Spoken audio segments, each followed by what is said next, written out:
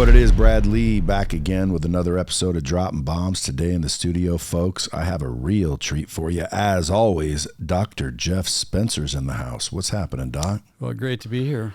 Bring it on. You're welcome, or not welcome. You're welcome. Thank you for coming. And I just want to make sure some of the listeners know who you are, folks. If you guys never heard of Dr. Jeff Spencer, he's a former Olympic cyclist. That's correct. So, like, did you win a gold or something? Did No, you win I did anything?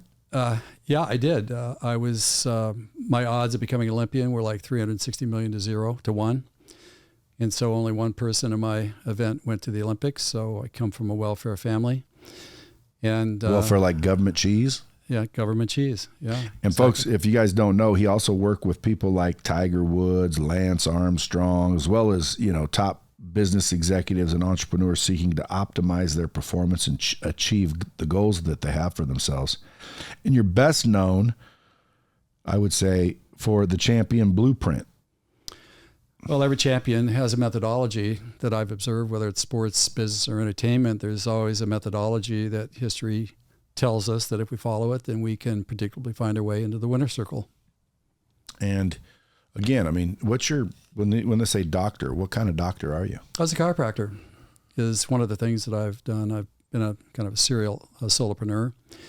And the genesis of the doctor side of it, I think, is extraordinarily important here because my initial work was working with athletes and helping athletes win a bunch of gold medals in the Olympics, World Championships, so on and so forth. And naturally, business people came to me and said, I wanted to become my own champion. You must know something about that. So can you help me? Which I did. And one of the things that evolved out of that is that the athlete's greatest risk is injury to shorten their careers. And for the business people, said, I don't want to drop dead in my late 30s and early 40s. Can you help me not do that?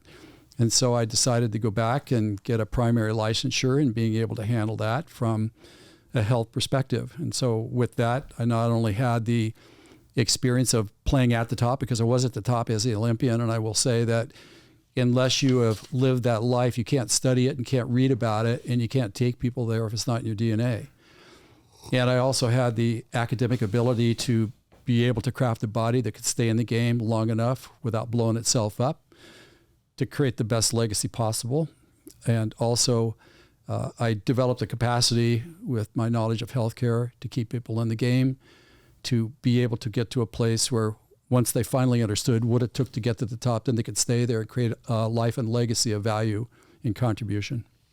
And folks, by the way, before I forget, drjeffspencer.com. If you want to find his website, you can follow him at dr.jeffspencer on Instagram, at Jeff Spencer on Twitter or X, and then YouTube at Jeff Spencer 513. Why 513? Because that was the number that was available at the time, so why not just take it? Oh, I thought I might have meant something. Okay, well, you never know. Maybe it does. All right, so why is Lance and Tiger and these top people hiring you to help them achieve things? Why would champion level people hire you to achieve things? Well, I'll say, the champion level people, whether it's sports, entertainment, and business, they want to make sure that they've got the scent of competence. And the higher you go on the pecking order, the more picky people get. They're very protective of their time. They don't want to have idle conversation. They don't want to be put on a pedestal. They want real information that relates to them, where they are, what it means based upon where they are, and what are the options to be able to move forward with confidence to create a bigger and better future. So you've spent a lot of time and energy developing this champion blueprint so you can, help someone that's not very good become good? Well, yeah. I mean, it's a matter of this is the math on this is quite simple. Is that you have a menu of perspectives and aspirations that you have, which is, let's call that the destination and GPS. And I think the most important question is, what's your state of readiness? Because your state of readiness at any point in time is the time, distance, effort, and resources required to get from where you are to where you want to get to. And most people have no idea where they are. Damn, I need a pen for this.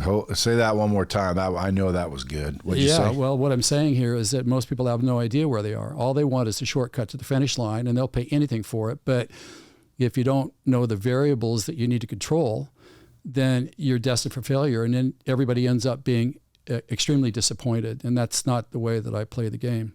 So let's say somebody wants to win. Your first step would be, where are you? Like, you got to figure out where we are. 100%. Yeah. It's like taking a thumbtack with a map on a wall, and you're putting the thumbtack on the wall and you're saying, you're here. You can only be here. Well, how do I know that? Well, because we've talked about it. Again, most people, you take a GPS and you program in the wrong starting location, and you're already off course from moment zero. Most people, even big businesses, they have no clue where they are. They're looking at the spreadsheets, but they have no idea where they are, what their capacity is, or whether or not they're headed in the right direction. Do you give them the coordinates, as it were? Meaning, because I always hear people say, you got to figure out where you are. Well, in what categories? Like, how do I find out where I am? Well, I think that that's an investigation. And to do that, you need a specialist in the whole, not a specialist in one area. Yeah, but that's you, isn't it? Yeah, that would be me. Yeah. So I would hire you to say, okay, tell me where I am. Where am I? Yeah. So let's act like I hired you real quick. Well, I mean, that would be fantastic. So we need to know your education. Dropped out of high school in 11th grade. Okay, we need to know. Although took tests in the 11th grade before I dropped out, that put me as a junior in college level. Yeah, well, that doesn't surprise me. I mean, education, formal education is not a badge of honor. It could be actually a discrediting to talk people out of their genius. So again, that's just an important talking point. It would be also, what were the circumstances that you grew up in? I would say blue collar.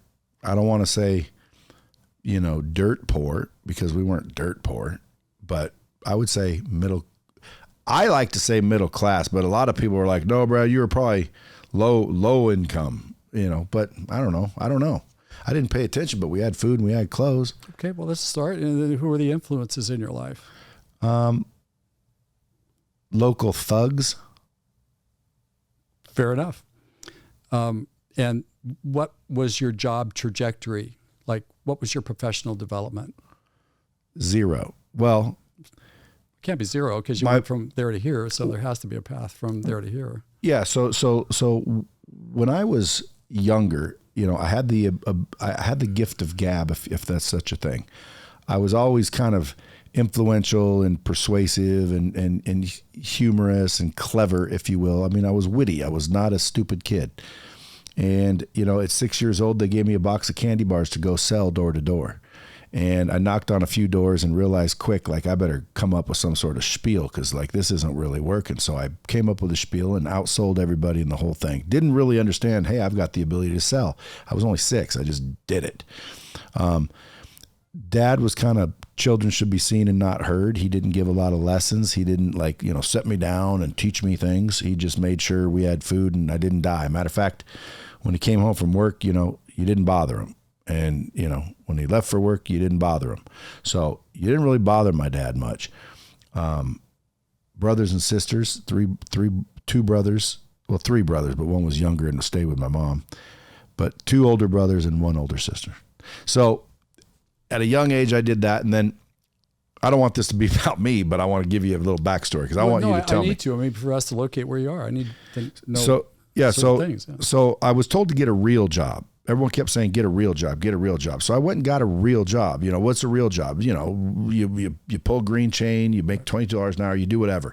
So I applied with the Forest Service, got a job fighting forest fires, got up to the mountains, found out that, poison oak was part of the expectation, to have poison oak. Oh, for sure. It's I could tell a whole story. Yeah, but I don't want to take a long time, but I could tell a whole story about this.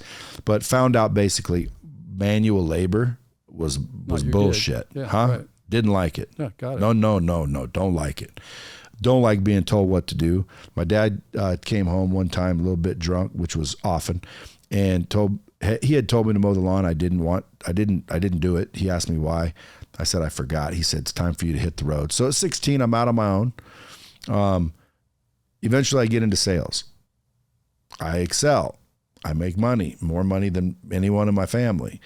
And I had big aspirations and thought I was always going to be a multimillionaire. And everyone said I'd end up in jail. And, I ended up a multimillionaire. So that's kind of. Okay. So a couple more questions here. How old are you? 55. You're 55. Yeah. And what are your aspirations for the future? I just want to retire with at least half a billion. $500 million. I used to say $1 billion. See, I'm lowering it. Why? Because I'm getting old, man, and it's a long ways away. Yeah. Okay. And so tell me about where the business is in terms of its potential growth moving forward. Well, I have multiple businesses, and they're all massively. Their potential is unbelievable. And a personal brand, which potentially is unbelievable. So this company that you're sitting in right now is a software company. Its potential is $1 billion all by itself. Okay. I got it. So that's okay for now. So tell me a bit about you and where you are in terms of your relationship to the businesses. What do you mean? Are you in the game? Are you starting to think slightly differently about things? What are your aspirations for the future? I'm pretty much in the game. I'm in the game every day, all day. I am the game, really. Okay. How about your family? Tell me about your personal life, if that's appropriate. 7 kids from 4 women. Mm-hmm. 2 of them are older, or 4 of them are older, but 2 from 2 different women from high school, basically, one night stand type things. Mm-hmm. And then 2 of them from a marriage, and then now 3 of them from my other marriage. So like, I sound like a train wreck in all areas. Like I never should have made it. Like you say 300 million to 0, like that's me. Yeah, I shouldn't be where I am. But I think what matters, or I think why I am is simply mindset, skill set, not so much habits, because I had bad habits, but mindset and skill set overpowered every disadvantage. Mm-hmm. And so with this, like right now, do you in place have the infrastructure in your business to support you in a way that you need to be supported? No. You mean a team? Yes. Negative. Okay. That's what I'm lacking. Okay. I mean, I have people. I have a team forming, but no, I need people. Okay. Tell me about your health. Beautiful. And do you get regular, thorough investigations? Yeah. To confirm that? Deep investigations. Okay, that's what I'm looking for with that. No history of illness, no suspicion about anything as relates to your health. Ox. Okay. How much sleep do you get? Unfortunately, about 6 to 7 hours a night. How much do you travel? Decent amount, not too much. How much time do you take off? Maybe 10 days a quarter. Who do you hang around with? My family. Your family. Anything outside that? Not really. Like every night I get off, I go home. And then I get up and I come here. What's missing? Nothing. Nothing's missing in your life. I don't think. I like it. That's okay. Just want to make sure that I hear you loud and clear on this. What's your tolerance for working with people? Great. There's no problem. Well, with people. What kind of people? I have no tolerance for stupid people. Okay, well that's what I'm asking. I just want to know what your tolerance is for humans, full spectrum. Again, good, solid humans, my tolerance is high, but I have low tolerance for stupidity. Do you have aspirations about perhaps retiring at some point? Absolutely. When? What are you thinking? By 60. By 60. Ideally, yeah. Like, dude, I'm behind. Everyone, it depends on who you ask. Obviously, there's very successful people that say I'm way behind, and they would agree with me. But in the majority of the world, I'm doing better than a lot. So everyone would think, oh, what are you talking about? You're kicking ass. Guys, I don't believe I am. I believe I'm behind. I should have been retired, but I think 5 years ago. And I could have been, had I been smarter, better, a better leader, a better hirer, a better, I don't want to say partner, because I'm a good dude and partner, but like I couldn't build a team. What are you going to do after you retire? You've thought about that? Travel. And help people. In what way? Well, kids from being abused and other people to succeed as well. Find that elusive, quote unquote, success. Is the idea a succession plan, or would this be the sale of the business, or what does this look like? I would just, when you transition out in 5 years? I would play it by ear. There's no succession plan. It's like someone write me a check. I'll stay as long as I have to, and then I'm gone. Mm-hmm. Mm-hmm. Do you feel like you've played your own game your entire life? Or Yes. do you feel like you've played your game by other people's rules at all? Mine. Your rules. Fair enough.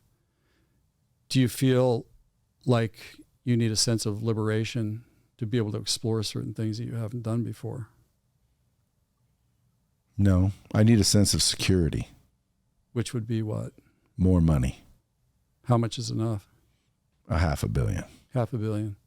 And you could make that up in by the time you're... I believe I could either generate the valuations of that, which I'm certain of that, or more. So I think in 5 years, I will be able to liquidate or exit multiple companies that will collectively net actual liquidity of $500 million or more. Yeah. So this really depends upon the team in place, because that's sort of the theme that I hear coming up in our conversation, is being able to get the team in place that represents what you know needs to be there to be able to execute and pull this off. But it seems like this has been kind of an ongoing quest throughout your career. Is that correct? Mm-hmm. Okay, well, what I would say is where you are is that, there's no doubt that the earning power is there. And if you have the staying power and you can hold your ground, not at the expense of relationships and family, where everything is distributed appropriately so that you're kind of living within the boundaries of what you know needs to happen for you to know that you fulfilled your obligation in a way that you want the obligations to be fulfilled, both personally and professionally. It seems like this issue of team building and what that looks like is going to be the issue that needs to be worked out to be able to then get to the promised land of retirement at 60. And I would also agree. And I would also say this too, is that at a point where one exits, if we could use that term appropriately, there are dynamics that can happen that are unanticipated because a person has not been there before, that I think should be part of the conversation in advance of this, so that if some of these things start to surface, you'll be able to see that this was a bit anticipated as part of what the process of, with elegance and dignity and respect, being able to move from where you are to where you would like to get to next. Because you've not been to next ever. Mm-hmm. This is a new place. And because it's a new place, we have a sense of what it could be, but we don't have a reality on it because we've never been there. So all I'm suggesting is that between now and then, that there be some level of ongoing conversation that can provide you with certain data points that perhaps you should be mindful of, so that if they arise, it will inform you that the trajectory is correct, that you're not getting ahead of yourself too quickly. You're providing a certain level of elbow room to adjust the pace and the direction that you would be heading. Because in my experience, the goals that we set for ourselves are future projections based upon what we believe our reality to be now, and the context will be what we think it is then. So we can't really say that we know exactly what it is until we get there. So there is an unknown reality that you haven't faced yet, and only to say that there is a certain level of predictability that certain things might be there that are unanticipated. They're not disfavorable to you, but just need to be interpreted correctly, because I see a lot of people misinterpreting things incorrectly and taking actions on things that aren't really what people perceive them to be. That's all I'm saying, because it's almost like you're at you could taste the finish line, but I see people trip before they cross the finish line. Yeah, I could move the finish line too. 100%. And a lot of that depends upon, are you reading the terrain correctly? And that's the question that I always have. It's like, are we really seeing what it is for what it really is? Or are we creating something based upon what we believe it to be and it's not, that creates an impediment to being able to make it 3 yards beyond the finish line rather than pulling up a little bit short before we actually get there. Mm-hmm. So in my mind, I'm thinking, because I didn't know it'd take that long, but I'm glad we did that because it opens up to where, in my mind, I thought I just don't know the right person, or I don't know the right thing yet. So it's just more. I need some new information, or I need a new relationship. That's all I'm missing. I completely agree with that. 100%. It's exactly what I'm saying. There needs to be a reference point that you trust, that's providing you with useful information that you can look at as credible or in alignment, things that you should be aware of. Perhaps there's some untapped potentials that have been awakened in that conversation. Yeah, or maybe like it's this conversation right here will bring me some new information that I'll go, oh, shit. That's 100%. I didn't even think of that. That is exactly right. Because I feel like you've come this far, you've made so many contributions in so many areas. But I mean, quite honestly, it takes about 60 years to get to a place where you've seen life in its totality. Quite honestly, that would be like 3 generations to really see what it really is. So you're just about at that finish line. And I say this in all due respect to you for what you've done, but I'm also saying is that, to me, an ongoing level of conversation that exploring what the experience is and what it could be and what you're thinking, that can be held sacred, to perhaps challenge certain things in terms of perhaps what you're seeing isn't actually correct and there's no historical basis for it, but you're thinking it. I think there's a lot to say for that, because certainly in your position, which I've seen a lot, is that people don't know, well, what am I going to possibly bring Brad that Brad doesn't already know? And I'm saying, I'll be 73 in a couple of days here, and I'm not pulling rank on you. I'm just saying that when I look back 20 years from where I was, I can see certain things that I saw that most people would believe to be true, but they actually were not. And they could have prevented a lot of pain had they known that. And so, give me a few examples. Well, I think, again, like selling a company. A lot of times people have spent a lifetime creating a company, then they sell the company, or they turn it over to someone else, and all of a sudden the phone's not ringing. They become obsolete in a certain sense. They have no value. They start to get really depressed because of the exit that was supposed to promise the promised land to them, but quite the opposite. They find themselves with some mental health issues and challenges. Even though they have the money? 100%. See, here's the deal. It's like I see people quite frequently that have been clients of mine or come to me, and they've had a huge exit in their 50s. Let's say a couple $100 million. That's not an uncommon number. Yours could be bigger, whatever, Again, when you said what's enough, I was going to say that, because technically that's enough. Okay. Well, but that's a good chunk of money, like an irresponsible amount. That's exactly right. But people have never lived without that. And so what happens in the 50s, my observation, is that the worst day of your life or anybody's life is when they become domesticated. And so when they do this big exit for a couple $100 million, that I chose that number because I see that a lot, and I talk with people about that a lot. And I see that what they learned is that Hollywood lied about this. It's like, I thought this was going to be the panacea that solved all the problems, but it's actually not. But somehow also people get lazy because they think that the fortune's going to support them. It's a safety net. So they stop playing the game at the level and intensity that they previously played it at. So they start to become irrelevant in their own minds and in their own experiences. They freaking lost the edge because they're playing great life defense right now. You don't come from where you've been and all of a sudden get domesticated. It's not exactly like the passionate founder, creator you stops. It isn't like that.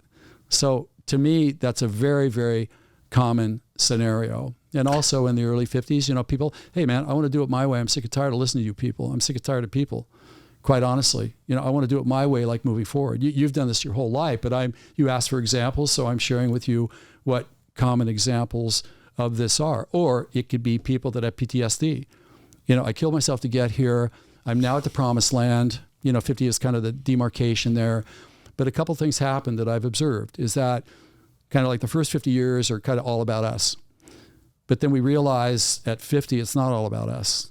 It isn't actually working. And we know that we're not done. There's still more to be done. You know, we can do more in work, but we also have to contribute to humanity in a way that provides value. We've become a contributor. It's almost like part of how we look at life has changed. We could not have conceived of it prior because of what we said it would be like when we get there. Yeah, well, that's what we thought 20 or 30 years ago, but now that we're here, it's like completely different. So I'm only saying that I know that if somebody comes to me generally with a big exit, then we have to look at this very carefully so that the ambush or the surprise attack about the reality of how they will be feeling, many people feel incredibly lost. Really? Yes. See, I don't see that in myself. You asked me for examples, so I'm sure. Yeah, but that's a good one because maybe I don't anticipate that.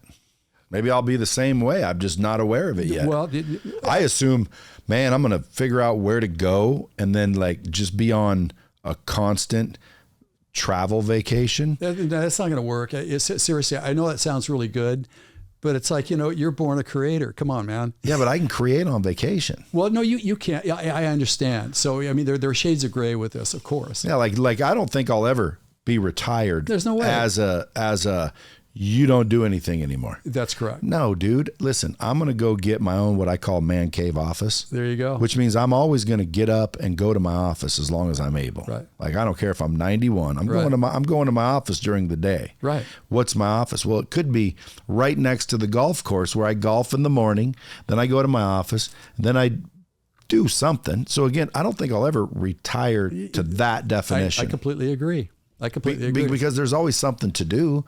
But the question is what? Well, again, I don't know. Maybe I'll build a casino. But you're the guy building it and running it. I'm just going to fund you and be like, let me know if you need anything. What else can I do? So I'd say investing. I would absolutely count on that. And philanthropic, things. Like I want to go fund rescuing of children, building, homes for battered women and children that have nowhere to go, and just like defend the defenseless. I love that. And personally, I would expect you to say nothing less than that, quite honestly. Well, I mean, if you have that kind of money and you're not helping, like, dude, what are you doing? So like you use a guy like Elon Musk, and again, I don't know what he does and how much he gives away, but like if I had that kind of money, I guarantee you I would have a whole squad of people solving not just world problems, but United States problems, meaning I'd start here, but I would be solving hunger. I would not be allowing children that I'm aware of to go hungry. Why? Because I've got money, bro. You don't need to be hungry anymore. But look, you got something else. You got you. You got you that you can't hide from. You what does have that mean? A conscious awareness and an inclination as to what you're going to do with your resources. That's different. Maybe Elon doesn't have that.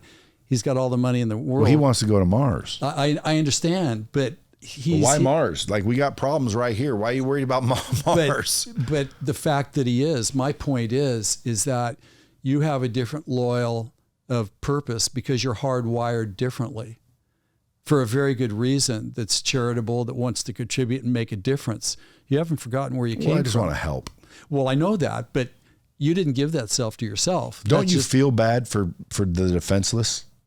Well, yeah. Why do you think I adopted a daughter at 10 years old from Colombia at the height of my game? So I get it. But Tell me about that. The most important experience I've ever had in my life. I will, but I just want to say something here to complete this part of the conversation, is that you're born with a distinct different something that you can't hide from.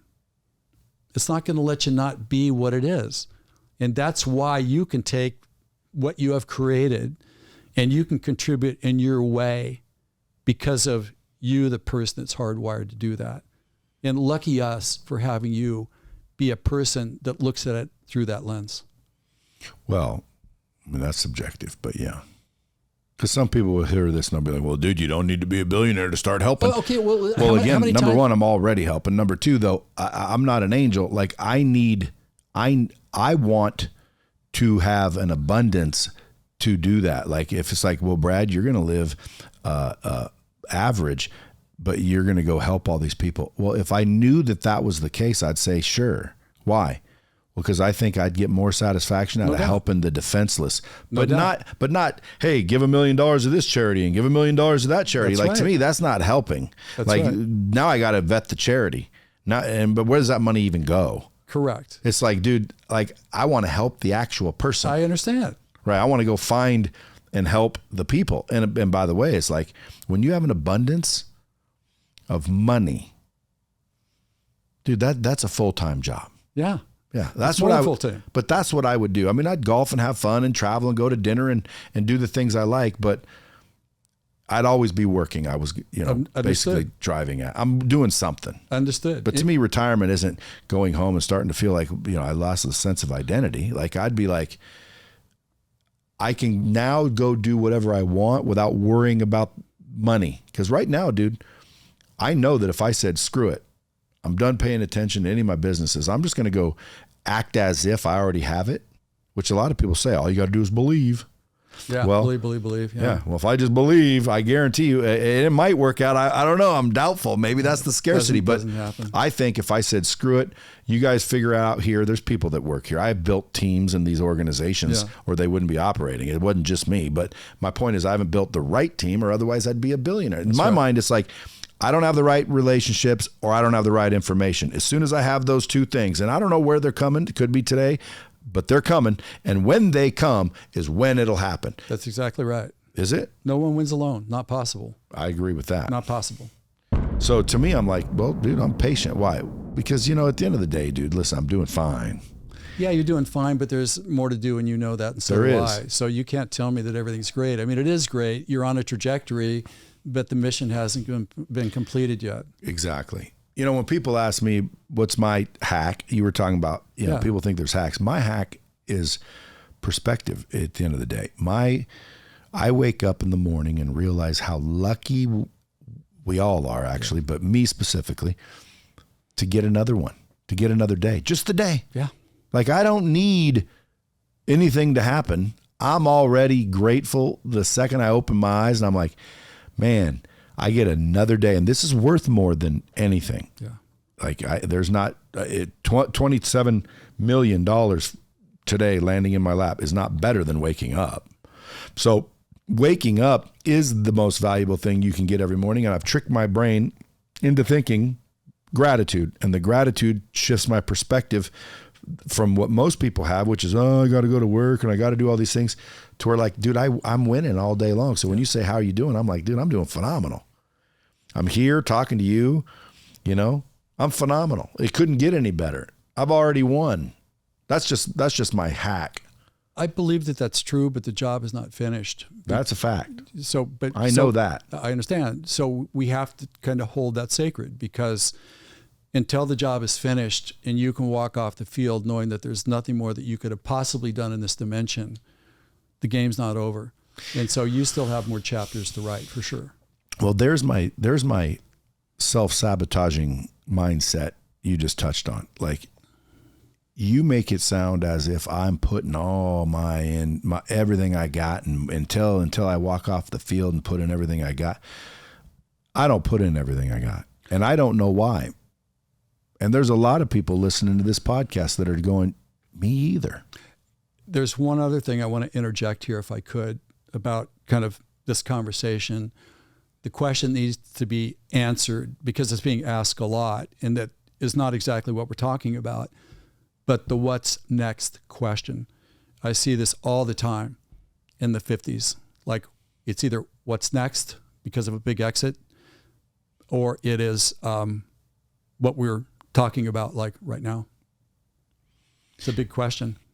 Well, because I'm sure there's a lot of listeners that are identifying with what I'm saying. Yeah, there's no doubt. I mean, if they have reached a level of affluence, it doesn't have to be at your level, but they have a sensitivity and a heart and a soul, which you do, by the way, and they have the same. That's why they love you. They will be asking the same question because they place a premium and a value on life as being, what exactly are we contributing to this to increase the quality of this experience here? So 100% yes. Yeah, like when people say to me, what's the hack on success? I don't know, but it's not one thing. It's a compendium of things. Yeah, but I mean, like in my mind, I try to give them the information that I've learned. Okay, it's your mindset, it's your skill set, or it's your habits. But that's financial. That has, and it lends to other places. But when I just said, I don't think I'm giving it my all, but I don't know why. Like, in other words, I'm not that competitive. I'm cool. Like, I don't need to crush everybody. I'm cool. But, I need to be more competitive. Like, something in my head is saying, dude, you need to get an enemy. You know Patrick Bet-David? Yes, I do. He has a book now called Choose Your Enemies Wisely. I read that book and I'm like, see, maybe I need to have an enemy. Maybe I need to be more competitive. Maybe I need to want to dominate. Like Lance Armstrong, you worked with him. Dude, He wanted to dominate. Did he not? Yeah. Tiger Woods has a need to dominate. Does he not? I don't have a need to dominate. And I'm sure there's a million people out there that are going, you know what? I get what he's saying. How do we develop this need to dominate? But I'm not sure that that's correct either. I don't believe that. But isn't that the difference between all these winners? I don't think so. Winners, what are you talking about? It's like Lance, Tom Brady. Okay, look, Tom, Lance, and Tiger, they all have black eyes for different reasons, right? And so it's not exactly what's Tom's? He don't have a black eye. Well, there have been challenges with relationships and things like that. I mean, I don't know. What do you this. mean? I don't know this intimately, but not Tom though.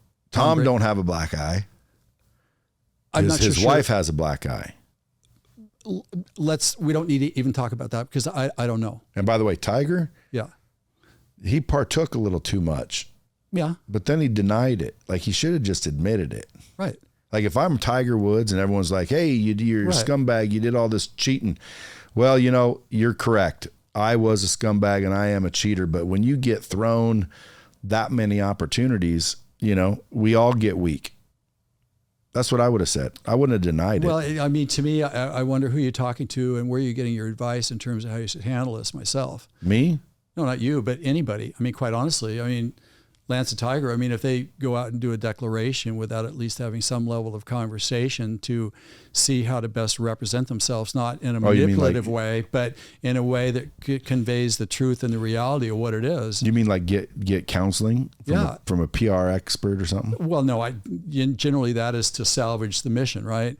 I'm talking about there is a way of presenting anything, and it's all in language, is what I'm saying. And to your point, is that there needs to be at a certain point a level of clarity that represents the truth and reality of what it is. Don't try to make it something that it's not. Do you think that harms them? Like if I'm lying and I'm not authentic and I know deep down, even though you're buying it, that lie, do you think that hurts an individual? I think it will hurt them whether they know it or not. You can be a pathological liar and not believe that what you're doing is doing any wrong. That's not my area of expertise. But I do believe that at a certain point, you cannot escape the gravity of a trespass that has not been put under the expectation of transparency and truth, in my own experience. So with Lance and Tiger having black eyes, and again, maybe Tom does, I don't know, but you were driving towards, even though they have black eyes, what? Well, the point that we were making was about the competitive edge. And the point that I was referring to, and then we got sidebarred for a second here, is to say that perhaps the level of competitiveness that you were just explaining to me isn't really the missing link, but perhaps there's something else that needs to be put into perspective that would make this all explainable. Because as an example though, like what do you mean? Well, for example, we just talked about Lance and Tiger, correct? And so the competitiveness that you mentioned to me, I just assume they have it, which is fair enough. And you could say that there are certain people that are very highly competitive. They do take their competitive nature seriously. They do honestly don't like their competition. They want to destroy them. Like Michael Jordan, Kobe Bryant. I want to destroy you guys. I mean, seriously, I'm not sure that I'm not convinced, and I don't believe that motivation, if it is not there, would prevent someone from playing at their full potential. I don't believe that. So you don't think that it's that drive that separates champion from average? Well, it would be one factor that you would look at, because if somebody is shortcutting themselves because they're not accepting the responsibility of the development of their talents and their potential, well, if that's because they know and have a chance to do that, well, then shame on them. But if they're oblivious to it and it doesn't happen because they're not in proximity to opportunities for that to happen, then I don't know how they're going to learn that lesson, because they don't have access to it. And so with this, I think everybody has their own genius. Look, there's only one of you in all of creation. There's only one of me in all of creation that can do what we do for humanity in our way. There is no other in all of eternity that could do that. You really believe that? I do. And so no, I wish I could dive farther down that rabbit hole. We can do that too. Well, because there's a lot of people that can do what I can do. When you say in my own way, well, maybe not with my eye patterns, but like, isn't there a lot of people that can do what I do? No, because nobody has your unique combination of skills, developmental experiences. Nobody? No. They may be able to make as much money as you do in one category. Or more. Or more, yeah. But that doesn't mean that they have the same impact as you, because you have different timelines. And look, you don't know who you are influencing at any moment in time. Like how I wanted to become an Olympian, one of the things, I was working in a bike shop, kind of like the mascot, and this guy came in wearing a T-shirt that said USA Olympia Team on it. And when I saw it, I wanted the T-shirt. And so I went home, I draw the T-shirt. That was my logo that I was going to aspire to, that I looked at every day since the age of 10. And that was what I wanted to do to become an Olympian. I felt like I was called to it. He doesn't even remember wearing the T-shirt. None of us know the real impact that we're making on anybody in terms of our presence of being and the things that we say. Yeah. And I feel like it's up to us to show up as us, the real us, to be able to speak to anybody, whether it's through the spoken word or the presence of being, that can activate something within them that's dormant, an untapped potential that awakens, that changes their life permanently forever. That's what I'm saying. And there is nobody that has your or mine exact timing that's parallel to us. It is not like that. And for us to be able to decide the impact that we're making, we don't know that, because lots of things are happening behind the scenes that we don't even see, in my own opinion. Again, that's a fact. I've seen evidence of that. I've had people come up to me and tell me I changed their life, and I'm like befuddled. What did I say? What did I do? And they give me some answer. I'm like, oh yeah, I remember that. And that caused some sort of turn of events that now literally, according to them, changed their life. Now, there's no doubt. I don't know if it's,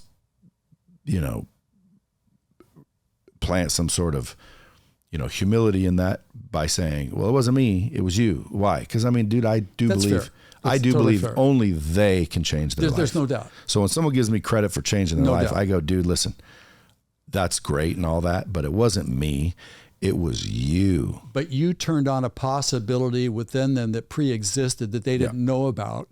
Or I said something that lit a switch or something. Well, that is exactly right. So you brought it up on the screen. Now it's up to them to develop it. Yeah, and it's crazy because that goes back to what you just said. Like, we never know what impact we're having. And I've had a lot of impact in a lot of lives and didn't even know it. Yeah, of course. This podcast, believe it or not, sometimes I get off the air and I'm like, why am I even doing this, dude? All I do is get on and freaking interrupt and have a conversation. And like, there's some good information here and there, but like, does it really matter? And then, dude, someone will text in, hey, that time you were talking to that guy and you said this, and it was the most amazing thing ever. And by the way, it made this and this and this and this. So we're having impact no matter what on people. That's right. And we have no idea who and when. Correct. Could be your child, could be your wife, could be your coworker, it could be someone didn't commit suicide because Correct. You existed. That's right. And you're not even aware of it. That's right. So what does that leave for us? What is our responsibility? To be us. That's exactly right. Without any adulteration, without any fanfare. Well, that's hard to do. Well, I guess it could be, but with a certain... to truly be us, that's walking around naked, not giving a shiz. If that's you.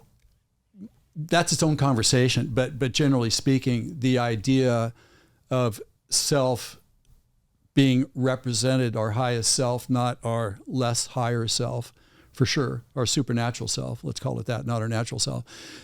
Do you believe in God? Yeah, I do. So if there's people listening saying, okay, Dr. Jeff Spencer, tell me what to do to get to the next level, what would your discussion be? Or do you have to know more about each and every one of them? Yeah, well, it kind of goes back to three things. What are the aspirations and what is your state of readiness? And then we can create the trajectory between where you are and where you want to go.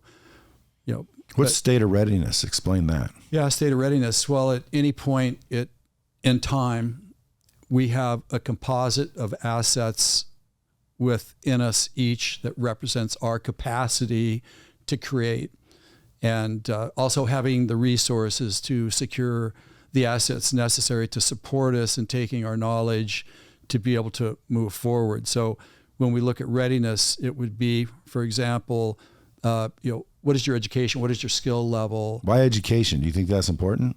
Well, I do, because you and I are talking. I'm getting an education from you because we're talking. I'm not talking necessarily about a formal education. Just for that distinction, because there's a lot of people listening. When you say education, at least I do, I always think scholastic education. Right. Yeah. So I would say that is relevant if there are reasons for doing that enhance the quality of what your skills are and your gifts that you could cultivate to create your unique distinction and your contribution to human history. Well, then you take a couple of classes or whatever. So that would be, we would put it like into that bucket. Then there would be who you've been around. What are your influences? What are your resources? What are your skills? How much resource do you have, like financial resource? What's your level of commitment? And those are assets that give us a snapshot. It would almost be like doing due diligence on a business that you either want to buy or sell. It's like the spreadsheet that tells the story of what the value of this really is and what's possible. And we all have that, and that is in some level of growth continuously throughout a lifetime. Is that what you help people find? Yeah. And ascertain? 100%. Because it's like, if you don't know that, then how do you know where to start? Yeah. And a lot of people start way too beyond their readiness. And they think, well, all the experts are telling me to goal for the highest goal possible. And I'm saying, well, maybe that's not such a good idea, because it may take you, 10 millennial to get there. Your state of readiness won't allow that unless you have 50 years to dedicate to this. So what would your advice be? How do you? Sure. Well, I can answer that, because, number one, as I said before, one of the things that we look at is what are the what's the menu look like that you are called to pursue and the goals that you might have. So if we look at what those are, and there's more than one for sure, then you could look at the state of readiness, and there's going to be something that makes sense that would be the first thing to pursue, because the readiness matches the goal enough to make the most sense as a starting point. And then that can move on to other things. But what if someone can't put those connections together? Well, then you have to prune back the conversation to a point where they can. You can always regress and pull back the conversation to a point where they can say, oh yes, I see, I'm here, this is what I do next. Just need to be able to know where a person is, and you have to have the language to be able to share what that is. Yeah, because when I talk to people, it's like, I attempt to do what you're talking about. I'll say, and I tell them same thing. I'm just not sure how I can.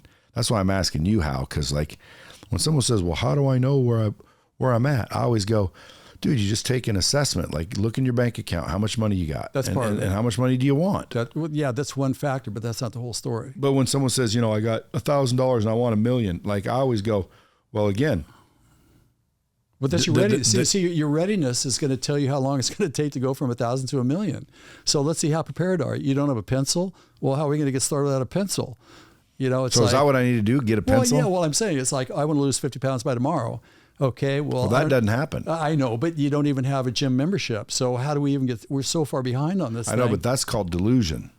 Well, it can't. I think a lot of people. You can't lose 50 pounds tomorrow. Well, I know that, but I'm saying that metaphorically in a certain way. But same thing was from $1 to 100 million. Like, dude, listen, like you that's impossible. Well, it's impossible. Well, there may be ways of making that happen, but it's not going to happen within the time frame that you want it to. Well, do you believe that I could show someone how to lose 50 pounds in 24 hours? Well, I don't think that would be possible. I'd cut them in half. What's that? I'd cut them in half. Oh, well, you could do that too. I guess exactly. That's so one it is option. possible. It is possible. But they just don't realize the outcome is not what they intended. Right. There's always ways of getting things done. And that's what happens in some cases. They're willing to make the sacrifice, but they don't understand that the sacrifice they made is literally what they wanted. Well, exactly what I'm saying, because unless you know your readiness, how do you know what step to take first? You don't. You're guessing. Okay, so again, how does someone begin to map out and discover their readiness? It would be an inventory. Like for me with you, I would go step by step through. What sections should they be looking at? Well, I think we should look at, number one, what is your skill set? Boom, boom, boom, boom, boom, boom, boom, boom, boom. And be honest with yourself. 100%. Because if you're lying to yourself, who are you lying to? Well, that's what I'm saying. You. Yeah, for sure. For sure. Because again, just look at this as a GPS. If you get the GPS address one number off, then you're starting off course to begin with. Yeah. And that's not a good idea. So again, you would look at, what are your skills? No BS. How old are you? Why does the age matter? It matters a lot because it tells us your physical competency, what we could count on, whether you're going to be getting better or whether you're going to be getting a little bit more difficult, depends on your age. Your age has a lot to do with how you think. We think differently in different decades, so we need to look at the lens. Do you know those decades Yes. that change? Am I thinking from 50s to 60s and then from 60s to 70s I'll think differently? Well, my observation is this. I'm not saying that this is a scientific study that's been formally done, but my observation over the last 60 years of my advisory is that it seems like every decade there's a lens that we look at life through that we could not have conceived of as being possible when we were in that decade. Like when I was in high school, I was going to be the coolest dad on the planet. I was going to give my kids a credit card. I was going to let them stay out all night. I was going to get the fastest car in town to be a cool dad. Then when I get to my dad's age, I'm acting like my dad.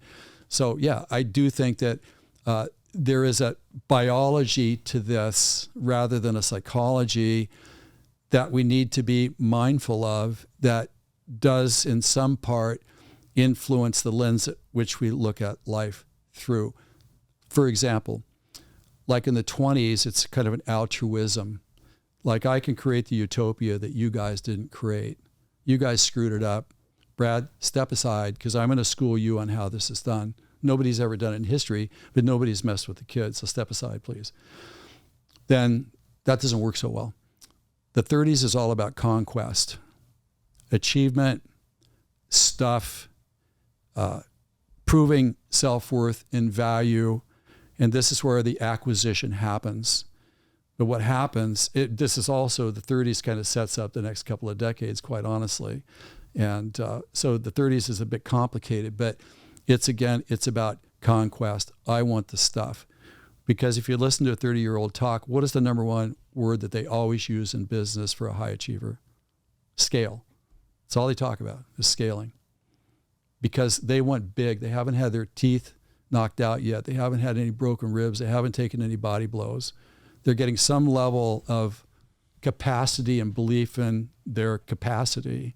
I get that. But they sometimes have a hard time knowing when to pull back when they're running thin because they haven't had their teeth kicked in yet. So they find themselves generally maybe having their first divorce in their early 30s. In the early 30s preceding that, everybody's in agreement that we're going to support each other and love conquers all. And as long as we stay together and work together, this is going to be awesome. And as there usually is a support group, and then there's the face of something, the face of the something starts to get the attention. The other side of this is support people. They're not quite as visible, but maybe they're giving up some of their own identity to help the face of this. The face of this then starts to wonder, hey man, I'm starting to get some legs here. I'm starting to get some wind at my back here. I don't know if the support people can keep up with me. I don't know if I like this. Maybe I'm going to have to dump them. And then the person who was originally in agreement, we just love each other, we work together, this is going to be paradise, they're starting to think, I don't know if I can keep up on this. I may become not expendable in this because I don't have anything more to give other than my support. You can see how that happens. And then as people move on through the the 30s, then you get up to the later 30s. Like this is the sort of what I call the zone of doom, because what's happening is that you're acquiring stuff, because remember, achievement and validation is the currency of the 30s that I've observed here. And so as long as we're developing our portfolio of stuff that supports the fact that we have value and we can do things and we have the evidence of it. But what happens is that our life is like an inverted pyramid where we're no longer chasing a pinnacle, but now we're getting top heavy with obligation. Just to be able to care for the stuff that we've got takes a lot of time and energy and resources. So we start to lose a certain level of flexibility. We're not working out like we'd like to work out. We're starting to look a little chubby maybe. Our face is starting to change a little bit. We're living platonically. The romance is out of the game. The kids are starting to get a little bit lippy and stuff like that. And towards the late 30s, maybe 38 to 43, people start to think about, you know what, I can't maintain this pace. I'm going to blow. I don't know how bad it's going to be, but it's going to blow. I cannot keep this up indefinitely. So generally, it kind of goes late 30s. It could be PTSD. I worked for 10 or 15 years really hard at what I've done to get to where I am. I don't know if I would ever do this again. I see that, where people then just either bail and want to canoe around the world for the rest of their life, or they want to avoid everything. They want to live a life of simplicity, or they get into solution by then downgrading things to a more manageable state by kind of pruning back some of the excesses that they've created during the 30s. And if they do that, or again, there's always the possibility of divorce number 2 or divorce number 1 between 38 and 43. I see that like a lot also. In today's world, you could have like an exit where somebody comes up with some technology where they are out at, let's say 40, take a plus a little bit, but they're not out of the game. They're barely getting started. They may have a month off in Hawaii or whatever, but then they got to get back to work because they're not done. There's still a lot more to do if they decide to stay in the game. Sometimes, as I said, PTSD prevents them from moving forward because they never want to go back to that again. So the 40s are about order. It's like, I don't want to have this encumbrance where I was suffocated by the management of all this stuff. That's not for me. I don't want that. I want sensibility to get my creativity back, because your founders and your creatives and your visionaries, that's what they are. Their lifeblood is creation. They're not like in management. That's not their gig. So again, to reestablish that, and if the family can be held together, then it's pretty stable, because in the 40s, again, you're looking for order. Why? Because we want harmony back in the system. We don't have harmony. And with that, generally, we can get to the late 40s, but there is a little hiccup in here, because in the late 40s, sometimes that's where the business is ready to be sold, or we're at a place in the business growth that went from 0 when we founded it to where it has almost maximum growth without going in with a huge injection of upgrade in terms of capital and completely maybe changing the brand. It's very time intensive. It can be very expensive. And this is where the creative says, I don't know if I want to do this any longer, because I got into this to build something from 0. There are people that just thrive on that, and they want to get back to that because that's their constitutional capacity. So there's that little hiccup in there as well. 50s is really unusual, because in the late 40s, usually that's when there's the potential for a degree of depression, because people, I want to back up here to say in the late 30s also, where we're comparing ourselves against everybody else, and everybody else's life is great and ours isn't. Everybody's got all this stuff. I don't have the stuff that I should have. I haven't measured up. I'm behind. Why is it taking me so long to get here? Maybe I'll never get there. Maybe my best work is behind me. And that's how people start to think then. And so when we get through the 40s, as we get towards the end of the 40s, we start to think, okay, 50s is the finish line, because that's when I declared in my 20s I was going to retire.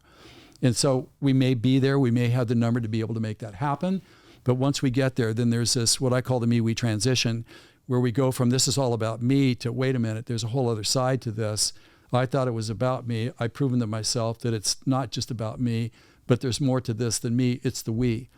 And this is where in the 50s, it's about contribution, where you're still working, you're still building. You're not out of the game yet, but yet there's something calling you to be able to give back and contribute to other people in a way that matches what their needs are, whether it's some financial support, maybe it's some type of benefaction of some sort. And that's what the 50s are. The 60s, it's all about mentorship. 70s, like me, that's about succinctness. You know, we don't kind of care about what people think because you're at an age where who cares? You can say whatever you want, whatever anybody thinks, it really doesn't matter. So that's a lens that I look at that I've found is a pretty good reference point for determining whether a person is on pace to get to where they should be getting. And this, might I say, this is for high achievers only. We're not talking about your average person that gets a W-2 or works for the city. I'm talking about a high achiever, born a high achiever. That's kind of what that's what the observation is. And there are other details that are in there as well. And is it possible that there's a blend? Like, for example, I show 70-year-old characteristics, and I show, even though I'm not 70, and I show 30-year-old characteristics. That's fair enough, because you will bring the best of the previous decades forward with you if you're on track. If somebody is 40 talking like a 70-year-old, it's highly doubtful, because they may have read it and they can act it and they have knowledge of it, but they haven't lived it yet, because there's not been enough evolutionary water under the bridge to actually own and experience the material yet. Do you think people have to experience it? I've never seen, well, to make it theirs, I would say yes. To know it, you can act it and you can get some of the benefits of it, but it has to be a conscious application, because it hasn't really time released activated itself yet. It's a little bit early for that. But yeah, there are levels of precociousness for sure that we have to acknowledge with child prodigies and things in people of that nature. There's always outliers, of course. Yeah, I may be an outlier, because as you're going through those generations or those decades, I'm thinking that's the, I remember that, and yeah, I'm about there now, but I'm 50 still thinking in my 40s. I might even be thinking in my 30s, which means I'm a late bloomer. I'm not mature. I haven't matured with my chronological age. But let's say something to that. If you tell me that, I'm saying, bless you, man, because I think the worst thing is to be a prodigy, because prodigies never wear well. They blow themselves up, because here's the deal. You got about 20 or 30 years of functional reserve on board, and you could take a lot of abuse physically and emotionally for 20 or 30 years, but at a certain point when that tank's empty, you're going to blow. And that's why between 40 and 60s, all the bad stuff starts to show up. And we have the illusion that everything's okay because we haven't blown up and it hasn't hurt me so far. Famous last words. And yeah, like me, news has me dying in 3 days. I just said I was perfect. Yeah, because stress is a silent killer. Well, it is, but we also have to have an accountability for an entrepreneur, a person that's a true creative. Probably tranquility of being is a greater stress than being involved in ongoing creativity. So we have to be mindful about the artistic, creative constitution of the individual taken as a totality. Yeah, because like this Whoop sometimes says you spent X percent of your day in high stress, and I'm like, I didn't stress at all today. Well, maybe I didn't stress at all because I wasn't creating. Well, that would be exactly it. And see, that's the reason, Brad, why we have to take the composite of the individual and not try to make them fit a model, but we have to understand their unique combination of assets to see where their readiness is also in relationship to their age and their experience. Because when we do that, then we can actually say, okay, Brad, you're where you're supposed to be. You're not ahead of schedule, you're not behind. I had a guy come to me at 47. I know him really well. He was the CEO of Mitsubishi. He said, Jeff, I think I'm going crazy. I said, well, I guess it's because you think that you've met your financial goals by 50, which he did. He had 35 companies, all worth $10 million. He hit his mark, right? I said, you're probably thinking you're crazy because you've got everything that you determined that you would need to fill the bucket to get to the promised land, and it hasn't really delivered, and now you're called back into the game because you know that there's more to do. He said, well, how'd you know that? I said, well, because I know the transition from 40 to 50s, that always comes along with this. So, So where am I headed? 50s to 60s. I'm 55, so I'm going to be 60 in 5 years. What should I be expecting? well, let me go back to what we originally talked about earlier. We talked about the key things that I will answer the expectation in a second here, but we talked about team and trusted individuals are the conspicuous gap at this point. And so in this situation, I elaborated on the points that describe the early 50s. And so towards mid 50s, give or take a couple of years, it's always about, I got 10 years left. What am I going to do with the 10 years to make my mark?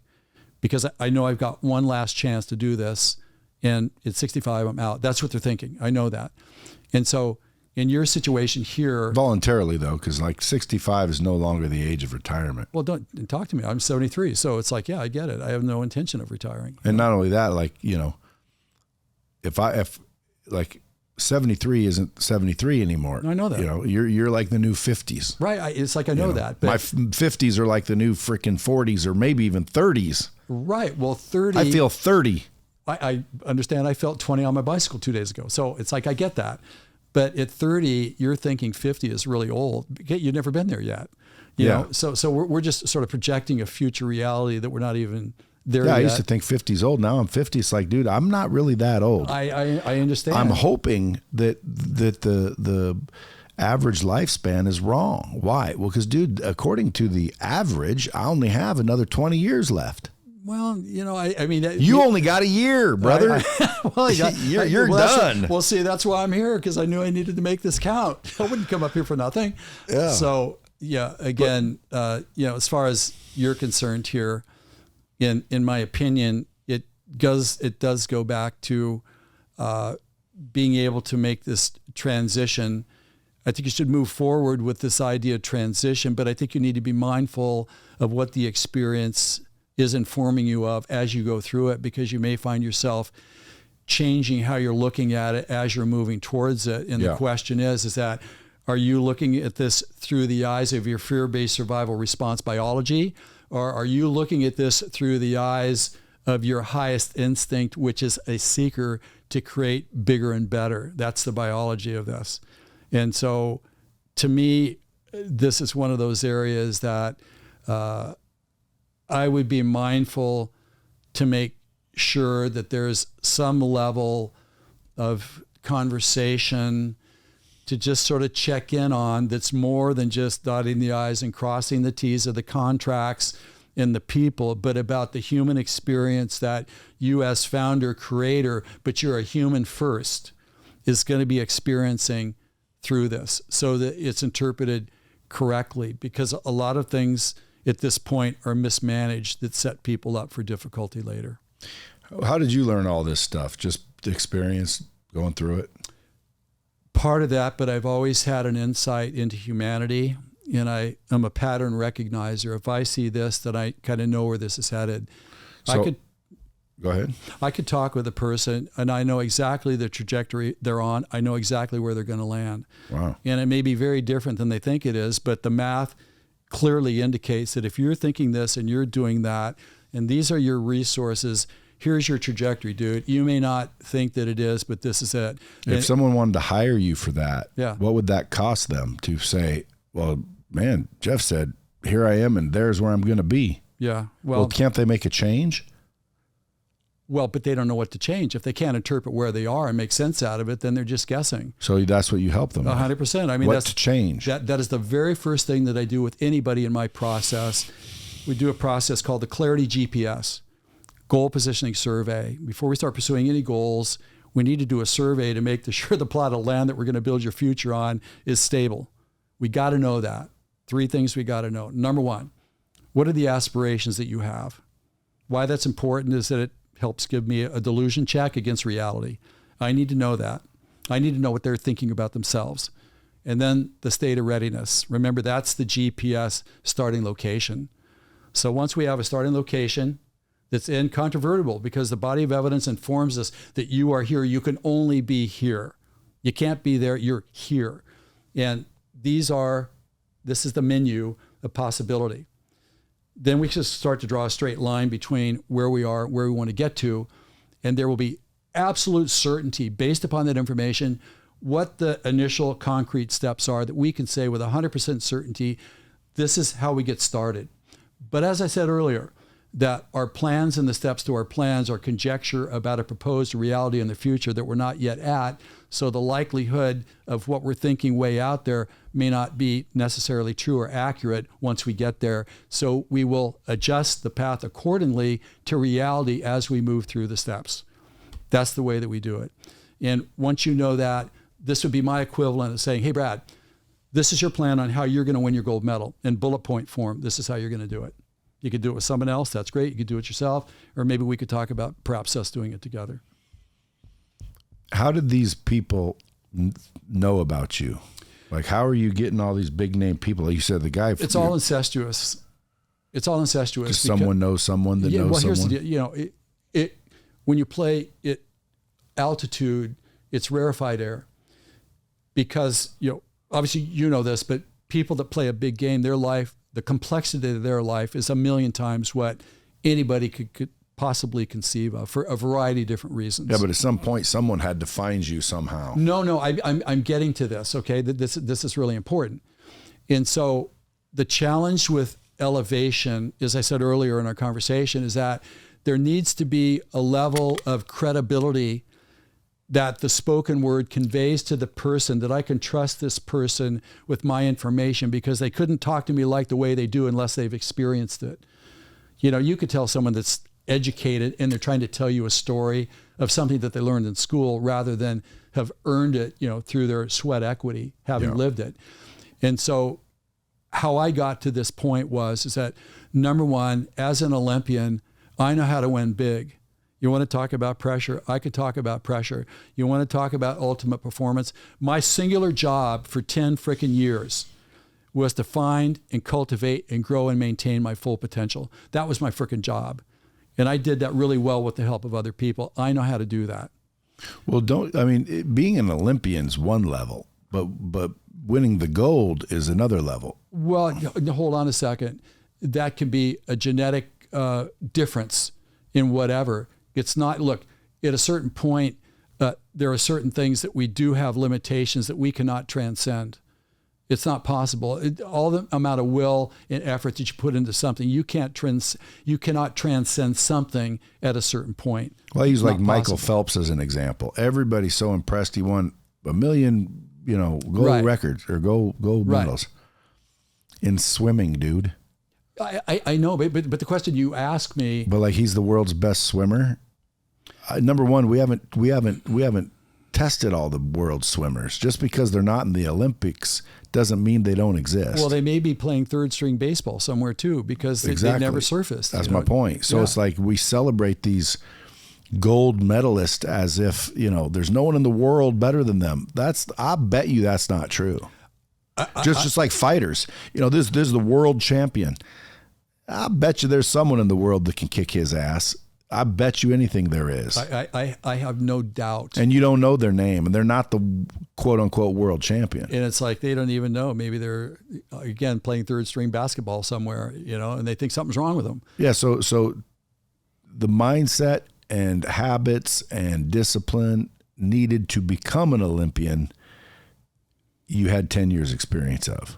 Because that in of itself is very difficult. Not everybody gets to go to the Olympics. Well, what I'm saying, you asked me about the qualifications of this. And so I'm saying that my whole job, I didn't read books about peak performance and full potential to share it and cultivate it with other people.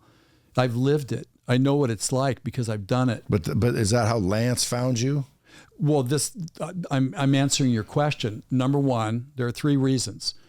Number one is that I have performed at a very high level, and that brings a lot of credibility. And I guess it kind of should, because if you know what that environment is like, because you've lived it, then you can bring the nuances of that to people to shortcut their learning, to optimize in that situation, rather than to stumble 3 or 4 times to learn the lesson. Yep. They can do it correctly the first time. So I know how to do that. Yeah, so find someone who's done it. That's exactly right. And then number 2, do you have the capacity to play at the level and stay in the game long enough. And that's a physicality. How do we know that?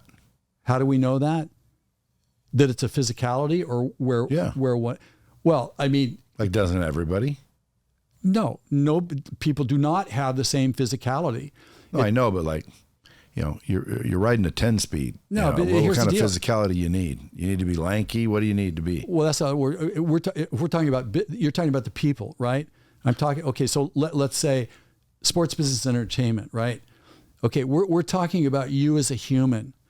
Do you have the capacity to stay in the game long enough to develop your assets so that you can maximize what your potential is? Because it's an evolutionary process over time. Yeah. You can say at one point in time, this is my max. I get that. But most people blow themselves up before they get to the place where they're performing at their full potential. Do you think they blow up mentally or physically? I think it's a combination of both, because you cannot separate the two, because if we look at the brain, it's a biologic entity. It takes, it's 2% of the body's mass. It consumes 20% of the body's energy.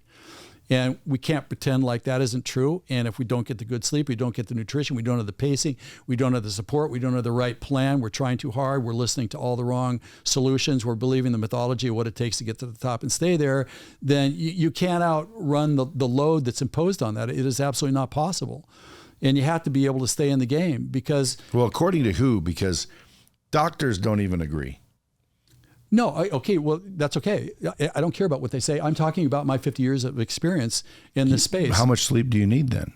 Well, it depends. It would be individual. You could say 6 to 8 hours. Fair enough. Okay, that's what they've been saying forever.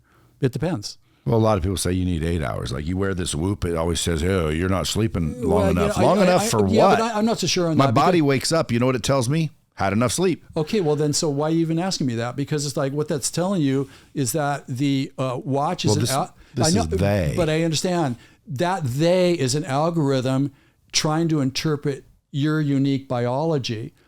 And you cannot tell me that this is an exact representation of you. Can't be. It is not. That's what I'm saying. Because again, like, maybe I thrive with 6 hours of sleep. And they're saying you're not sleeping enough. According to who? All right. Well, so here's the other deal. I'm in conversation with somebody that I may be coaching. They're legendary and famous in their genre, but yet right now they need 10 to 12 hours of sleep a night. The reason why is because they're exhausted. They don't know what to do next. They are sleep. They are paralyzed. No, they're hungover from worry and stuff. So this requires a very personalized look at you. I'm not trying to make you fit what I know. Yeah. I'm taking my assets that I know, and I'm looking at you through that lens, and I'm deciding, okay, here's Brad. Now, Brad is an entity. You know, we all have the same kind of life categories. And so what do I need to know about Brad that acknowledges his uniqueness as a totality? And see, that's one thing that I do really well, because I have a base competency in about everything. So I can see everything from every angle. And this is why I do very well with people that play a big game.